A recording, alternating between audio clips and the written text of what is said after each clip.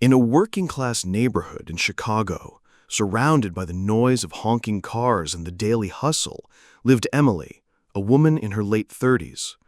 Once radiant and full of life, her face now showed deep lines of sadness and exhaustion. Emily was married to Mark, a man who, in the beginning, seemed charming, full of sweet talk and big promises. But after a few years of marriage, the mask slipped. Mark became controlling, verbally abusive, and often violent. He'd insult her constantly, and when words weren't enough, he'd hit her. Sometimes he humiliated her in front of the neighbors, or worse, in front of their children, Josh and Lily, aged 10 and 8. Emily endured it all, not just for the kids, but because she truly believed there was no way out.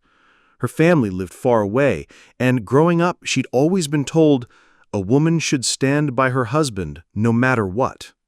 So she stayed, but each day broke her a little more. Emotionally, she was always on edge, constantly afraid to say the wrong word.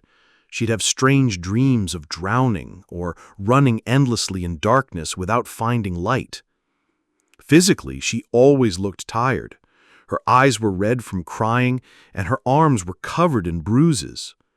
One day, Mark hit her so hard across the face for serving dinner a little cold that he broke her glasses. When she went to the doctor, she was told that the stress and repeated trauma were beginning to damage her eyesight. Every day was the same. She'd wake up early, make breakfast for the kids and Mark. He'd stumble out of the bedroom cursing the world. He worked as a cab driver, but most of his money went to bars and late-night poker games. If Emily asked him where the money was, he'd shout back, "You're lucky I let you stay in this house."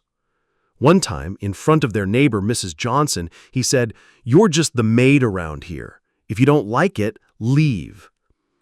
Emily swallowed her tears, turned away, and said nothing, for the sake of the kids. Josh and Lily saw everything. Josh tried to protect his mom once, but Mark shouted him down, terrifying him.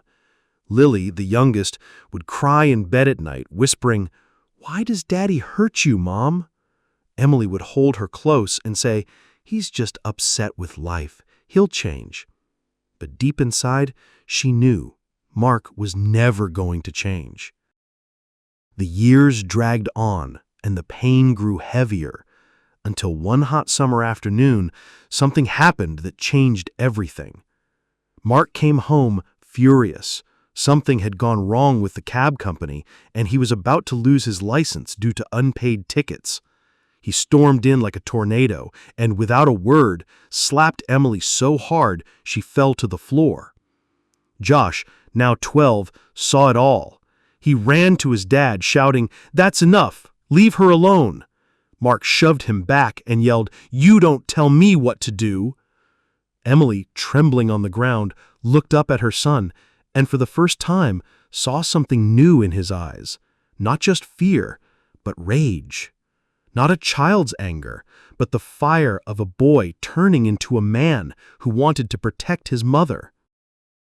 That night, Emily couldn't sleep.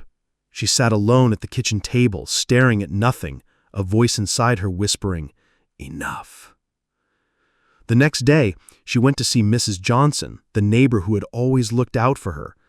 Mrs. Johnson was a strong woman who raised her family alone after her husband walked out.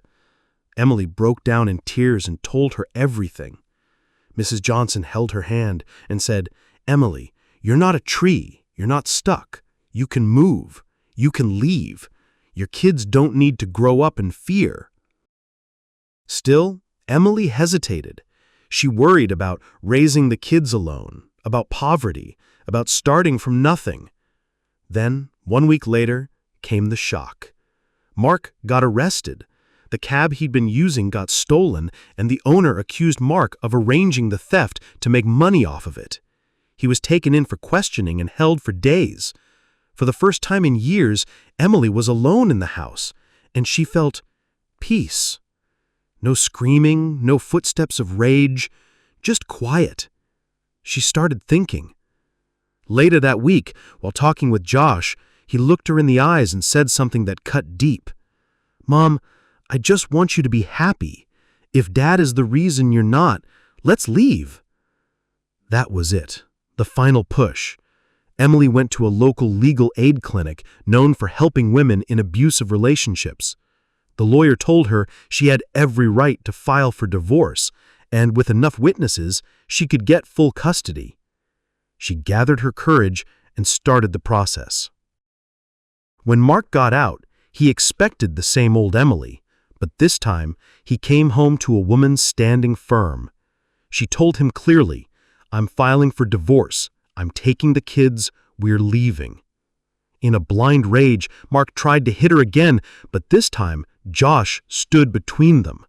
And he wasn't alone. Mrs. Johnson and a few other neighbors were right there, watching. Mark froze. Emily didn't flinch. She had already made up her mind. She wasn't going back. The case took months, but she won. She got full custody of the kids and rented a small apartment across town. She started working as a seamstress and taught little Lily how to help. Josh delivered orders after school. Life was hard, but Emily felt something she hadn't felt in years: freedom. Every night she told the kids, life isn't just about patience, it's also about bravery. Bravery to choose what's right, even when it's scary.